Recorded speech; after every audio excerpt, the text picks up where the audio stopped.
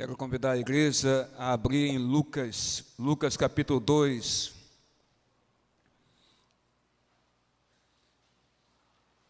Lucas capítulo 2, verso de número 21.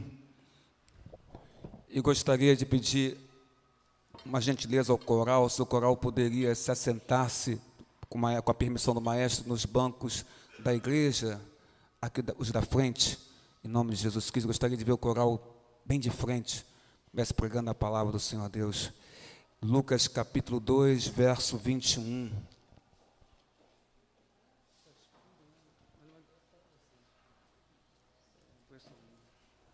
Se você localizou, amigo visitante, querido irmão da igreja, diga amém. Amém? Lucas 2, verso 21 da palavra do Pai. Diz assim: completado 8 dias para ser circuncidado, o menino, deram-lhe o nome de Jesus, como lhe chamaram o anjo antes de ser concebido. Vamos agora ler juntos? Amém? Vamos ler? Completado 8 dias para ser circuncidado, o menino, deram-lhe o nome de Jesus, como lhe chamaram o anjo antes de ser concebido. A igreja pode tomar assento em nome do Senhor Jesus. Pai querido, Pai amado, Senhor nosso Deus, na Tua casa nos encontramos nesta noite para glorificar o Teu nome, Senhor, para gozarmos da Tua presença, da Tua comunhão, da comunhão com os irmãos, da comunhão com o Senhor, nosso Deus, Salvador e Criador. Queremos nessa hora te pedir, ó Pai, que o Senhor derrame o Teu Santo Espírito, ilumine a compreensão de cada pessoa que está colocada aqui neste lugar. E que através do Teu Espírito Santo possamos, Senhor Deus, não ouvir a voz do homem. Não nos interessa, Pai, ouvir a voz do homem ou a inteligência do homem. Nós queremos ouvir a Tua voz. Queremos ouvir a Tua voz, conhecer Tua palavra, nos deleitarmos com a Tua palavra, nos alimentarmos da Tua palavra. O que nós precisamos, o que queremos, necessitamos, ó Deus, é a Tua palavra. Abençoa-nos, ó Deus. Ilumina-nos a mente, o coração, para que possamos, pela ação do Espírito Santo, possamos, ó Pai, ver esclarecida aos nossos olhos e coração a Tua palavra nesta noite. É o que humildemente nós te rogamos, te pedimos, não em nosso nome, porque não somos, Senhor Deus, merecedores de nada pedir em nosso nome, mas como a Tua palavra nos ensina, nós pedimos sim. Pedimos, ó Pai, suplicamos em o nome de Jesus, agora e para todos sempre. Amém, amém e amém, Senhor nosso Deus. Estava pensando em casa durante os dias da semana, pensando em hoje de manhã também, ao sair daqui da igreja, na palavra desta noite, para dar o coração da igreja do Senhor Jesus. E a palavra veio em cima do nome do Senhor, do nome do Senhor Jesus. É interessante essa coisa de nome, né? Porque em nossos dias nós entendemos que essa questão de nome não significa muita coisa não. As pessoas, nos nossos dias, no nosso país, nossa cultura, não liga muito para essa questão do significado dos nomes. Então, os pais escolhem os nomes dos seus filhos por diferentes e inúmeros motivos e razões. Alguns nomes são diferentes, bem diferentes. Outros nomes são até, ou soam até estranhos aos nossos ouvidos, alguns nomes que são proferidos, são colocados nas crianças. Alguns nomes são escolhidos para homenagear as pessoas. Outros nomes são escolhidos por causa que um membro da família tem esse nome. E aí, o casal, então, quando tem um filho, dá o nome de um membro da família, uma espécie de homenagem a esse membro querido, e por isso coloca o nome da criança, o nome de um membro da família. Mas, na verdade, na maioria das vezes, não há nenhum significado especial na escolha dos nomes dos nossos filhos ou dos nomes das crianças da nossa sociedade aqui no Brasil. No tempo bíblico não era assim. No tempo bíblico as coisas eram bem diferentes. No tempo bíblico os nomes eram dados e tinham uma razão para cada nome. Os nomes queriam dizer alguma coisa e as pessoas muitas vezes viviam de acordo com o nome que elas receberam dos seus pais. Então nós temos o exemplo de Jacó. Jacó, ele tem um nome que significa enganador. E Jacó de fato foi um enganador. Enganou seu pai Isaac, enganou seu irmão Esaú, enganou. Então ele fez jus ao nome que ele tinha, Jacó, enganador. Davi, o nome Davi significa amado. E Davi, de fato, foi o rei mais amado de Israel. E não somente por Israel Davi foi amado, agora há pouco estava conversando com o Roberto sobre isso, mas Davi foi amado também, era amado pelo próprio Deus. Deus amava Davi. Tanto é que o Salomão, na pregação da manhã, falamos que Salomão não perdeu o reino no tempo de vida dele por amor a Davi. Deus diz, não tirou o reino da mão dele, mas dividiu o reino no filho de Salomão, Roboão. Davi era amado, amado por Deus, amado pelo povo, homem segundo o coração de Deus. Abraão, o nome dele significa pai de uma multidão. E de fato ele foi pai de uma grande multidão. Com ele começou a origem do povo hebreu, pai Abraão, como dizem os judeus. Moisés significa tirado das águas. E de fato foi. Quando bebê, ele foi tirado das águas e foi criado pela filha do faraó, tendo a sua mãe como sua cuidadora, ou como babá no início. Moisés tirado das águas. Hoje eu quero considerar nesta noite um outro nome, um nome sobremodo maravilhoso. Quero considerar no nome que está no versículo 21, no nome de Jesus. Pois o verso 21 nos fala, completado 8 dias para ser circuncidado, o menino, deram-lhe o nome de igreja, Jesus. Como lhe chamaram o anjo antes de ser concebido. O anjo ordenou a José que o nome do bebê que Maria estava esperando, daria à luz, deveria ser chamado Jesus. Esse nome pode descrever em detalhe o que Jesus foi para todos nós. A totalidade do que Jesus deveria de ser. Eu gosto desse nome e creio que você gosta também. Eu gosto do nome de Jesus, do nome do Senhor. Me faz bem falar esse nome, me faz bem ouvir esse nome, me faz bem declarar o nome de Jesus, o nosso Salvador. Esse nome, ele declara a sua identidade. Sérgio Vinícius, professor de música. Não é, Sérgio? Jesus, o nome dele declara a sua identidade. O nome significa Jeová é a salvação. O Deus é a salvação. É um nome muito comum na sociedade israelita, muito comum na sociedade judaica. Jesus. Ele pode ter sido um nome comum naquele tempo, na sociedade judaica. Mas Jesus não foi um bebê normal. Não foi. O nascimento dele foi normal. Mas a sua concepção foi sobrenatural. Jesus foi concebido, gerado pelo Espírito Santo no ventre de Maria. E Maria, sua mãe. O nascimento foi normal, mas a concepção foi divina, sobrenatural. Jesus era um bebê humano, real.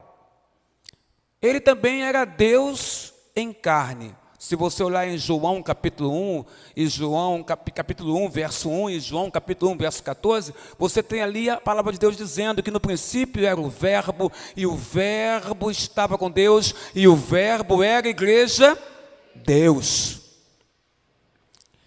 No verso 14 de João 1, a Bíblia fala que e o Verbo habitou entre nós. E ele era o Filho unigênito de Deus. O Filho unigênito do Senhor, Deus, é Jesus de Nazaré. Jesus nasceu em Belém. Deus veio para viver, veio à terra para viver entre nós, ou para viver entre os homens. Filipenses, capítulo 2, versos 5 e 8, se você quiser anotar rapidamente, para não perder o texto, Filipenses 2, versos 5 e 8, mais precisamente o versículo 7, Paulo nos conta aos crentes de Filipos, da cidade de Filipos, Paulo fala de Cristo, fala de Jesus, fala de como ele veio à terra, e Paulo diz assim: antes a si mesmo, verso 7, antes a si mesmo se esvaziou, assumindo a forma, igreja, de servo, tornando-se em semelhança de homens, e reconhecido em figura humana. Você já imaginou isso? Já pensou nisso? Deus deixou os céus e veio à terra, como diz a Bíblia, através do apóstolo Paulo, em semelhança de homens, e reconhecido em figura humana, ele se esvazia da sua majestade, assume a forma de servo, e então é gerado no ventre de Maria pela ação do Espírito Santo, e ele nasce. Deus veio à terra visitar o seu povo. Já imaginou isso? O Senhor saiu dos céus e pisou na terra. Quando falamos do Jesus da Bíblia, nós estamos referindo a Deus em carne e osso. Jesus andou na terra, carne e sangue, carne e osso. Jesus estava ali, é Deus andando. A Jesus a Bíblia dá muitos nomes, eu diria até para o Presbítero Ricardo Evangelista, aproximadamente 320 nomes, que você pode conseguir recolher na Bíblia Sagrada em relação ao nome do Senhor Jesus. A Bíblia dá muitos nomes a Jesus, mas o nome Jesus é o nome que se identifica com as pessoas que ele veio salvar, porque o nome dele é Deus é a salvação, Jeová é a salvação. O nome Jesus já está dizendo, já está se identificando com a gente, com as pessoas que ele veio salvar, as pessoas que o Pai colocou na sua mão, que o Pai escolheu e colocou na mão do Filho de Jesus. Ele é todo Deus, mas ainda assim, ele também era todo homem, também. O Senhor da glória saiu dos céus, esvaziou sua majestade, veio ao nosso mundo, não veio como rei, mas veio como servo. Ele nasce numa estrebaria, não nasce no palácio. Ele, ao nascer, é colocado numa manjedoura, que é aquele tabuleiro onde se colocava comida para cavalos e vacas na estrebaria. Ele é colocado ali, ele não nasce no palácio, ele não vem como rei, ele vem como servo, é colocado numa manjedoura, é Jesus, é o Filho de Deus. Jesus é aquele que consegue compreender a pobreza. Ele nasce numa família humilde, ainda que descendente de Davi. Ele compreende a pobreza, ele compreende o cansaço. A Bíblia cita textos onde o Senhor, caminhando e andando, pregando, anunciando o Evangelho, ele está com seu corpo humano cansado. A Bíblia mostra texto como Mateus 8, 24, onde Jesus mostra fome, demonstra fome. A Bíblia mostra textos onde Jesus Cristo é rejeitado. A Bíblia fala que ele veio para os seus, mas os seus, povo judeu, o rejeitaram. Jesus então compreende muito bem a pobreza, ele compreende o cansaço, ele compreende a fome, ele compreende a sede, ele compreende até a rejeição que você já sentiu por parte de outras pessoas, ele compreende a rejeição que você sente por parte de outras pessoas para com você. Jesus foi tentado no deserto, mas a nada disso ele sucumbiu. Jesus conhece bem as provações humanas, porque ele veio à terra como homem, ainda que fosse 100% Deus também. Tudo ele suportou, e suportou tudo para que pudesse se identificar conosco, com o homem, com a sua criação, homem e mulher, o Senhor criou. Ele suportou tudo para entender você. Ele suportou tudo para ser capaz de nos consolar. Na verdade, ele diz que haveria, no seu ministério terreno, que ele haveria de ascender aos céus para enviar o Consolador. Mas, na verdade, ele fala para enviar o outro Consolador. Porque ele já exercia no seu ministério terreno essa função de consolar. Jesus consolava as pessoas. Quando ele fala não chores, ele está consolando.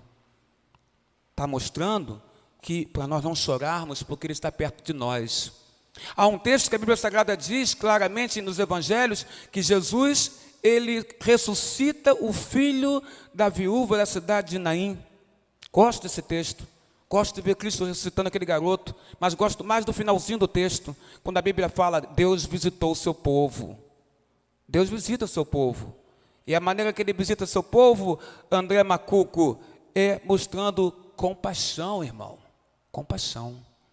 Ele visita o seu povo. Deus anda pela terra, visita o seu povo. Deus é Jesus. E Ele mostra profunda compaixão pelas pessoas. Sim, Jesus é capaz de nos consolar. Ele é aquele que quando viu Marta e Maria chorando pela morte de Lázaro, a Bíblia fala que ele chorou também. Jesus, ele possui no nome dele uma autoridade suprema, a autoridade suprema do nome de Jesus. Apocalipse 1, versos 17 e 18. Jesus revelou-se a João na ilha de Patmos, dizendo assim, eu sou o primeiro e o último, o Alfa e o Ômega. E aquele que vive, estive morto, mas eis que estou vivo pelos séculos dos séculos, e tenho as chaves da morte e do inferno. O Senhor, Ele detém sobre o seu nome toda a autoridade. Aquele que tem a chave é a pessoa autorizada. Aquele que tem a chave, Jesus, é aquele que detém o poder e detém a autoridade. Ele diz, eu tenho as chaves da morte e do inferno. Quem é Satanás perto de Jesus? Não é nada. Jesus detém as chaves da morte e do inferno. O nome de Jesus detém todo o poder. Eu sou o Alfa e o Ômega, o primeiro e o último, aquele que vive, estive morto, mas eis que estou vivo pelos séculos dos séculos. Jesus. Jesus diz, toda autoridade me foi dada no céu e na terra. Ide, portanto, fazei discípulos de todas as nações. Ele declara claramente, toda autoridade me foi dada no céu e na terra. Ide, igreja, ide fazer discípulos de todas as nações. E ele acrescenta ainda em Marcos 16, esses sinais hão de acompanhar aqueles que creem em meu nome, o nome de Jesus. Os sinais que acompanharão aquele que crê em meu nome expulsarão demônios, falarão novas línguas, pegarão em serpentes, e se alguma coisa mortífera beberem, não lhes fará mal, e se puserem as mãos sobre os enfermos, eles ficarão curados. Glória a Deus. Já pensou na potencialidade desse texto? Já pensou na potencialidade desse texto, da palavra do Senhor Deus? Todo poder está no nome do Senhor Jesus Cristo. Em meu nome, ele diz, ele nos autorizou através do seu próprio nome. Somos cristãos, somos seguidores de Cristo, não somos apenas membros de igreja, nós somos discípulos do Senhor Jesus. Ele nos deu o seu nome, ele nos deu o nome dele que é reconhecido em 3 mundos. O nome de Jesus é reconhecido no céu, é reconhecido na terra e é reconhecido no inferno. O nome de Cristo é reconhecido pelos anjos, é reconhecido pelos homens e é reconhecido até pelos demônios. E quando debaixo do nome de Cristo, anjos, homens e demônios têm que se curvar diante deste nome, o nome de Jesus. E esse nome pertence à igreja que ele estabeleceu. Nós somos a igreja do Filho de Deus, do Senhor Jesus. A autoridade de Cristo está sobre a igreja dele, e nós somos a igreja dele. Alguém poderia objetar, poderia falar assim, mas o nome de Jesus só pertencia à igreja primitiva. Não, amados, o texto diz que esses sinais hão de acompanhar os que creem. Você crê, então os sinais acompanham você. Se o nome de Jesus não nos pertence mais, então ninguém mais pode ser salvo. Porque a salvação pertence somente a um nome. Ao nome de Jesus sobrevém a salvação. Não existe salvação em nenhum outro nome, mas apenas no nome de Jesus. A igreja, por isso, é o povo mais forte da terra. Porque a igreja é o povo de Deus, é o povo de Cristo. A riqueza da igreja é maior do que todos os tesouros da terra. Por quê, meu pastor? Porque a igreja, sobre ela está o nome de Jesus. Então a igreja é, sim, o povo mais forte da terra, e a nossa riqueza é a maior de todas, é o nome de Cristo que está em nós. A igreja tem, para o Ricardo, para o José Roberto, o nome de Jesus. Às vezes vivemos uma profunda pobreza espiritual, porque deixamos de usufruir o nome de Jesus. E ficamos cheios de medo, temores e receios, e nos esquecemos que somos filhos do Rei.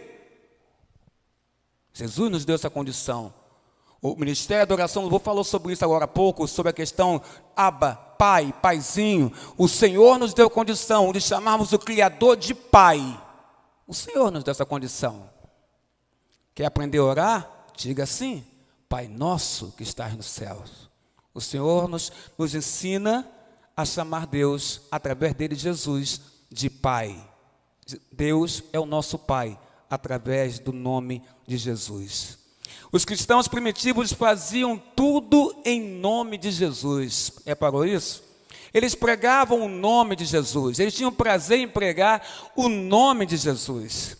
A Bíblia fala em Atos 5, versículo 28. Ameacemo-los para que eles não falem mais o nome de Jesus. Mas não adiantava, Marcelo Puritano. Aquele povo era perseverante e continuava falando o nome de Jesus, mesmo com ameaça. Não podemos deixar de falar de todas as coisas que vimos e ouvimos quando caminhávamos com Ele, quando caminhávamos com Jesus. Isso, Pedro. Atos 5, verso 40, 41 diz assim: expressamente vos ordenamos que não mais ensinasseis nesse nome. Mas eles continuavam ensinando em o nome de Jesus. Chamando os apóstolos, eles açoitaram e ordenaram que não falasse o nome de Jesus, para que pudessem serem soltos. E eles se retiraram do sinédrio e regozijaram-se por terem sido considerados dignos de sofrer afrontas por esse nome. Os apóstolos, os discípulos se vangloriavam e ficavam: olha, nós recebemos afrontas e açoites por causa que nós pregamos o nome de Jesus. Os açoites não derrubavam o povo de Deus, porque eles entendiam que estavam sendo açoitados porque tinham a ousadia no Espírito Santo de falar o nome do Salvador. E como tem gente hoje que se esconde e não quer falar que é cristão no próprio local de trabalho, cheio de receio, cheio de medo. O apóstolo João diz: aquele que tem um filho de Deus, que é Jesus, tem a vida. A vida está em Jesus. A autoridade do nome de Jesus na salvação. Separei alguns versículos aqui para nos deleitarmos. Mateus 1, verso 21 diz assim: eleporás o nome de Jesus, porque ele salvará o seu povo dos seus pecados. O nome de Jesus nos liberta e nos libertou na cruz dos nossos pecados, porque ali, Eloi, Eloi, lama sabachthani, ali ele diz: Deus meu, por que me desamparaste? E ali todo o pecado da humanidade está nos ombros de Jesus.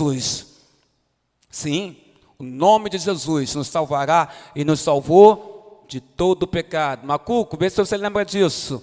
Do passado, pecados, do presente e do futuro.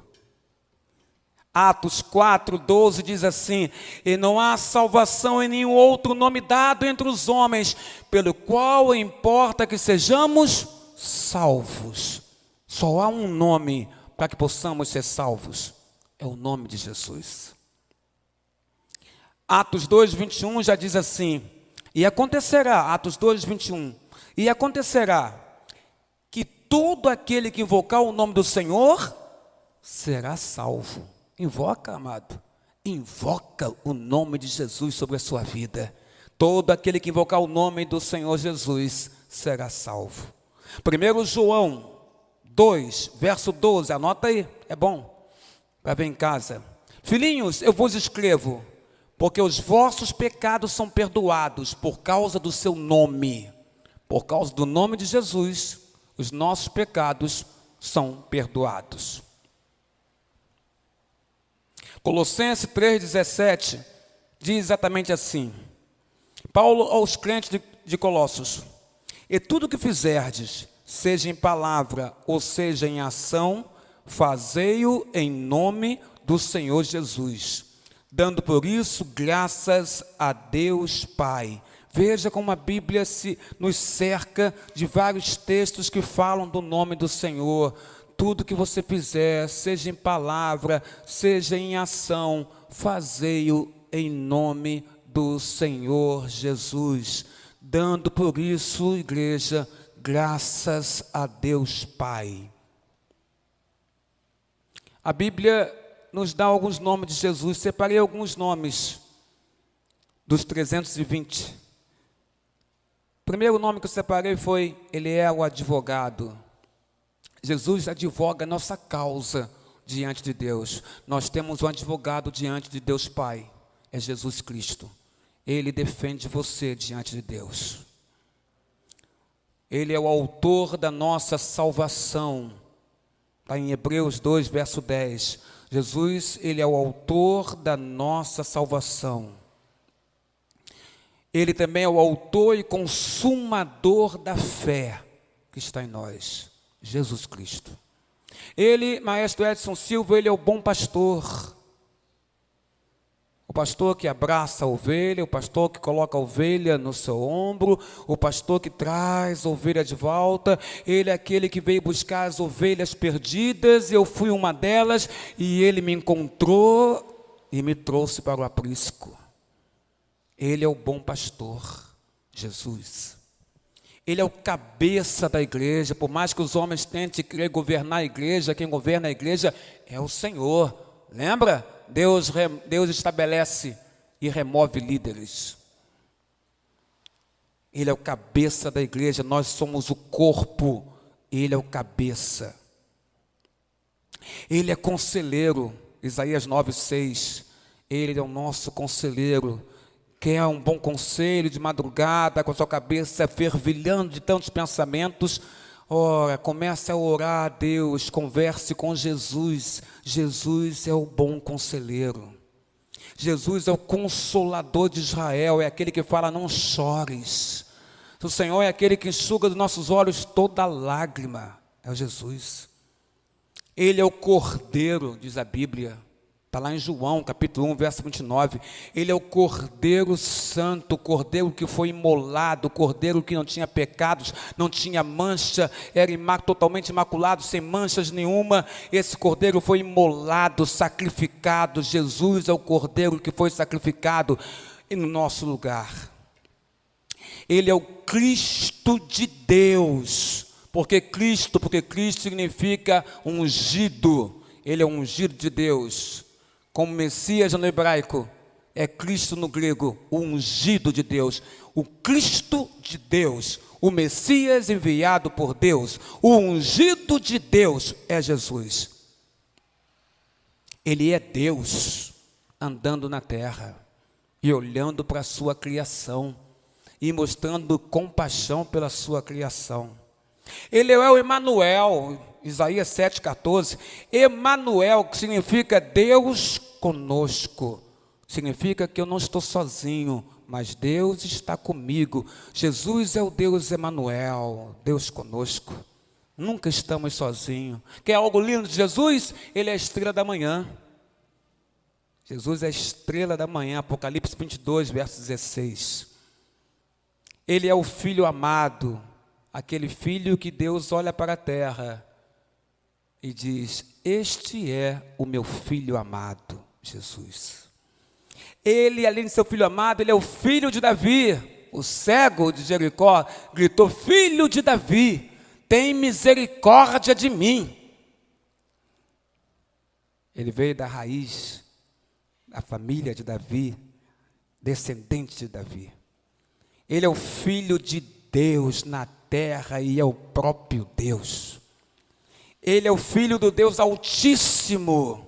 O Deus Altíssimo olhou para a sua criação, engendrou um plano de salvação, um plano salvífico, e envia o seu Filho para morrer por nós. Jesus é o Filho do Deus Altíssimo.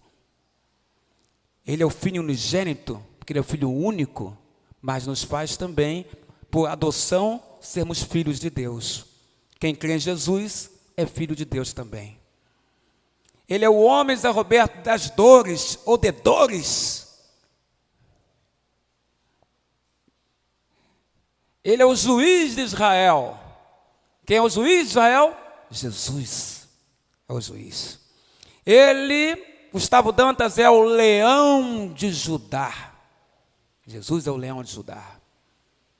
Ele é a luz do mundo. Onde Ele está, não há sombras, não há trevas. Ele ilumina todos os lugares. Ele é a luz do mundo, que veio retirar as trevas dos nossos corações. Ele é o mediador, não há outro que possa fazer mediação entre Deus e os homens, só Jesus. Ele é a ponte, Ele é a escada, Ele é o mediador. Ele é o pão da vida. Está com fome? Jesus te dá o pão da vida. Jesus te dá pão para você nunca mais ter fome. Ele é o alfa, Ele é o ômega, Ele é o primeiro e o último. Ele é o príncipe da paz. Onde Ele está, os corações são pacificados. Porque Jesus, em Isaías 9, versículo 6, é denominado Messias, príncipe da paz. Ele é a raiz de Davi.